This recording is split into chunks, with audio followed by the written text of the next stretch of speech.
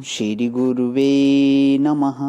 आनंदम आनंदकर प्रसन्नम ज्ञानस्वरूपम निजबोधयुक्तम योगीन्द्रम ईशं भवरोगवैद्यम श्रीमद्गुरुं नित्यं अहं नमामि। ओम शांति शांति शांति। प्रणाम भगवान।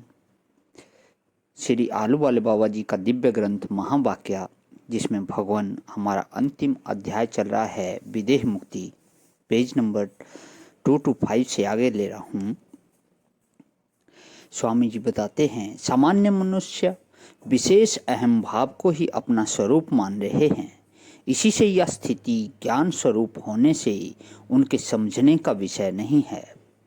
उसका कुछ लक्ष्य ज्ञानी कर सकता है, अज्ञानी किंचित भी नहीं कर सकता। बहुत गूढ़ रहस्य कि ज्ञानी जो है उसके कुछ लक्ष्य को कर सकता है, अज्ञानी तो किंचित भी नहीं कर सकता।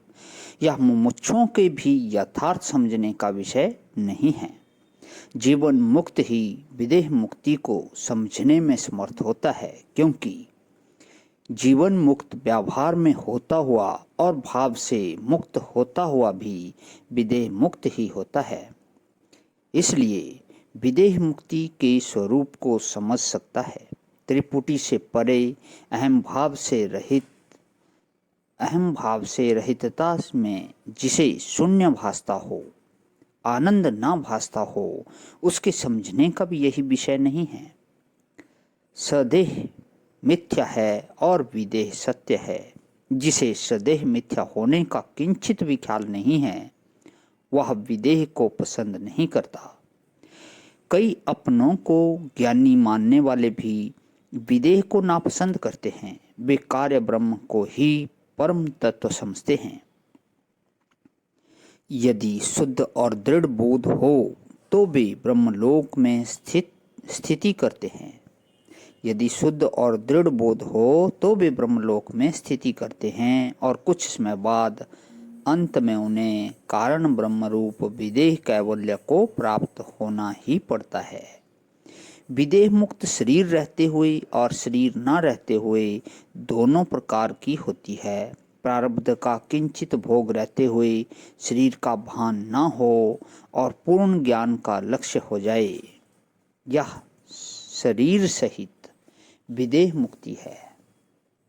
इसमें मुक्त पुरुष अपने को नहीं जानता, दूसरे को नहीं जानता। उसे अपने शरीर का, दूसरे के शरीर का और पदार्थों का व्यवहारिक बोध नहीं होता। वह स्वेच्छा से शरीर की कोई क्रिया नहीं करता, अपने पराये को नहीं जानता। सब इंद्रियां भी भाव रहित हो जाती हैं। इस अवस्था में शरीर की जो चेष्टा होती है वह दूसरे द्वारा होती है।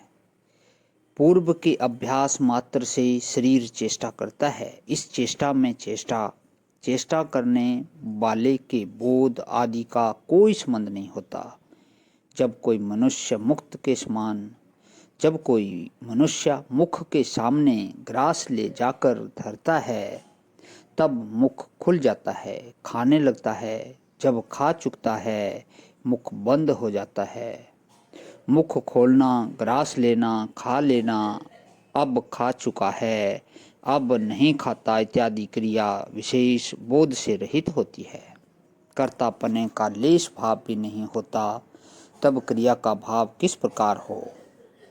टट्टी, पेशाब, सोना, बैठना, चलना आदि सब क्रिया व्यवहारिक बोध रहित स्वाभाविक हुआ करती है। ऐसे को आजकल अवधूत या परमहंस कहते हैं। विदेह मुक्ति वाला ही से परमहंस है। ऐसे संत का शरीर पृथ्वी पर अधिक समय तक नहीं रहता, क्योंकि किंचित प्रारब्ध शेष होने में ही ऐसी अवस्था प्राप्त होती है। ऐसे पुरुष से अधिकारी पुरुष ही कुछ लाभ उठा सकता है। सामान्य मुमुक्षु अपने कल्याण के निमित्त पूर्ण लाभ नहीं उठा सकता, क्योंकि विदेही संत उपदेश देने के योग्य नहीं होता। लौकिक शुद्धि आदि फल तो उसके दर्शन, स्पर्श, रज और परमाणु लगने से ही हो जाता है। पवित्र ही दूसरे को पवित्र कर सकता है।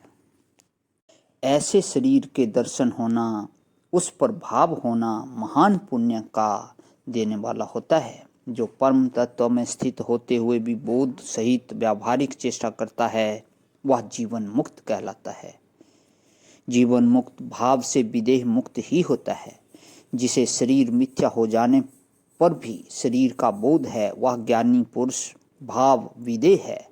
और जिसे अपने शरीर का बोध नहीं है किंतु शरीर है, वह स्वरूप से विदेह मुक्त है। तो भी शरीर प्राण संयुक्त होने से शरीर रहित की अपेक्षा से स्वरूप विदेही न्यून है। जीवन मुक्त जी भाव विदेह है, वह भी विदेह ही है, क्योंकि सब स्थूल की रचना भाव से है। इसलिए भाव न होने से विदेह ही है, यानी अवश्य होने वाला है। जो कार्य ब्रह्म में विदेह मुक्ति मानते हैं, वे भी शरीर सहित ही विदेह है, परंतु उनके विदेह में अंतर है। शरीर होने की भावना से शरीरी और भावना के अभाव में इसी प्रकार अशरीरी है। इसलिए शरीर न होते हुए भी उनमें शरीर होने का बीज अवश्य है, इसलिए वे शरीर सहित विदेही हैं। प्रणाम भगवान।